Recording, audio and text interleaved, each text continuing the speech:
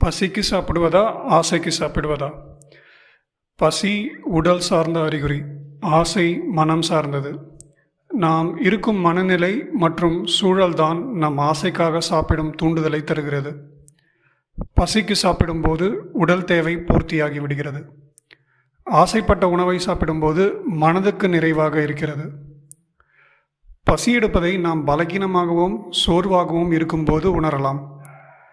பசி இல்லாத போது ஒரு குறிப்பிட்ட உணவை சாப்பிட வேண்டும் என்ற எண்ணம் வருவதை ஃபுட் கிரேவிங் என்கிறார்கள்.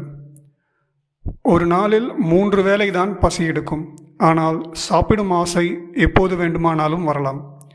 இதற்கு மன அழுத்தம், சலிப்பு, பதற்றம் மற்றும் கவலை காரணமாக இருக்கலாம்.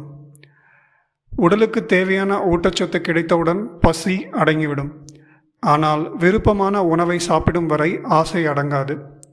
சில சமயம் நமக்கு விருப்பமான உணவை சாப்பிடாமல் தவிர்க்க நினைப்பது கூட ஃபுட் கிரேவிங்கை தூண்டிவிடும் என்கிறார்கள் வல்லுநர்கள்.